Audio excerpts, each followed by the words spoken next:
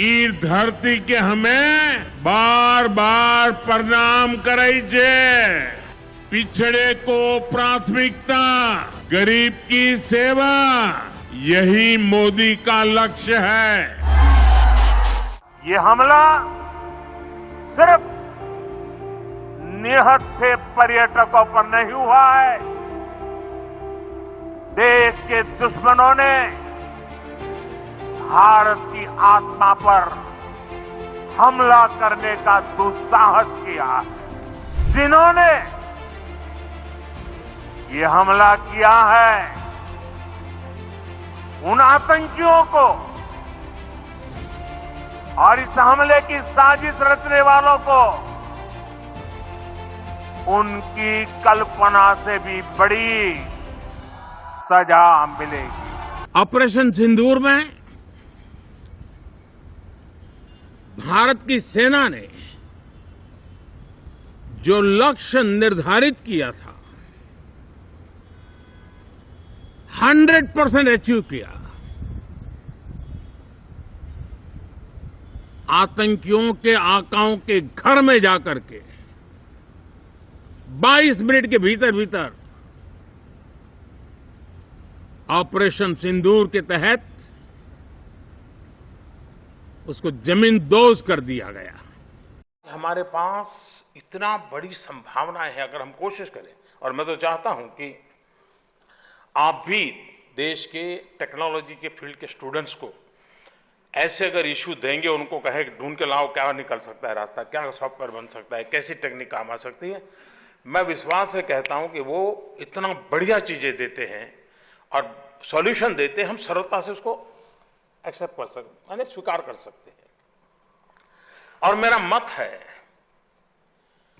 IT plus IT is equal to IT।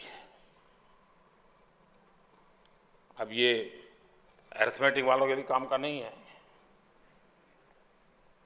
जब मैं कहता हूं, बड़े विश्वास से कहता हूं, IT plus IT is equal to IT, information technology plus Indian talent is equal to India tomorrow. ये सामर्थ्य है इसमें। इस सामर्थ्य का हम उपयोग करके कैसे आगे बढ़े। 500 and 1000 rupees notes will not be legal tender from midnight. However, for humanitarian reasons, to reduce hardship to citizens, some special arrangements have been made for the first 72 hours, that is till midnight on 11th November. 20 अप्रैल तक हर कस्बे, हर थाने, हर जिले, हर राज्य को बड़ी बारीकी से परखा जाएगा। वहां लॉकडाउन का कितना पालन हो रहा है, उस क्षेत्र ने कोरोना से खुद को कितना बचाया है, इसका मूल्यांकन लगातार किया जाएगा। जो क्षेत्र इस अग्नि परीक्षा में सफल होंगे, जो अपने यहां हॉटस्पॉट नहीं बढ़ने देंगे और जिनके हॉटस्पॉट में बदलने की आशंका भी कम होगी, वहां पर 20 अप्रैल से कुछ जरूरी गतिविधियों की अनुमति, छूटछाट दी जा सकती है। लेकिन याद रखिए, ये अनुमति सशर्त होगी। बाहर निकलने के नियम बहुत सख्त होंगे। सरकार में कोरोना संकट को पराजित करने के लिए हमें प्रकाश के तेज को चारों दिशाओं में फैलाना है और इसलिए इस संडे 5 अप्रैल को हम सबको मिलकर कोरोना के संकट के अंधकार को चुनौती देनी है उसे प्रकाश की ताकत का परिचय कराना है। साथियों, हम पिछली शताब्दी से ही लगातार सुनते आए हैं कि 21वीं सदी हिंदुस्तान की है। हमें कोरोना से पहले की दुनिया को, वैश्विक व्यवस्थाओं को विस्तार से देखने समझने का मौका मिला है। कोरोना संकट के बाद भी दुनिया में जो स्थितियां बन रही हैं, उसे भी हम निरंतर देख रहे हैं। जब हम दोनों कालखंडों को भारत के नजरिए से देखते हैं तो लगता है कि 21वीं सदी भारत की हो, ये हमारा सपना ही नहीं, ये हम सभी की जिम्मेदारी भी है। लेकिन इसका मार्ग क्या हो? विश्व की आज की स्थिति हमें सिखाती है कि इसका मार्ग एक ही है, आत्मनिर्भर भारत। मेरे प्यारे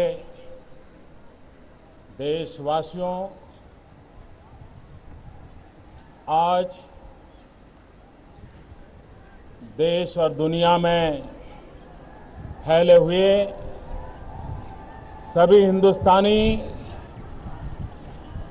आजादी का पर्व मना रहे हैं। इस आजादी के पावन पर्व पर प्यारे देशवासियों को भारत के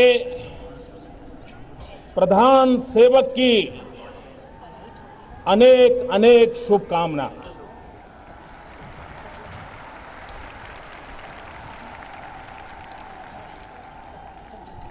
मैं आपके बीच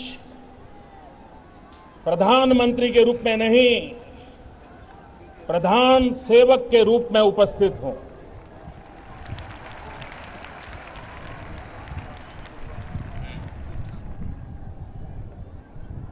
देश के आजादी का जंग कितने वर्षों तक लड़ा गया, कितनी पीढ़ियां खप गई, अनगिनत लोगों ने बलिदान दिए, जवानी खपा दी, जेल में जिंदगी गुजार दी। देश की आजादी के लिए मर मिटने वाले, समर्पित उन सभी आजादी के सिपाहियों को मैं शत शत वंदन करता हूं, नमन करता हूं।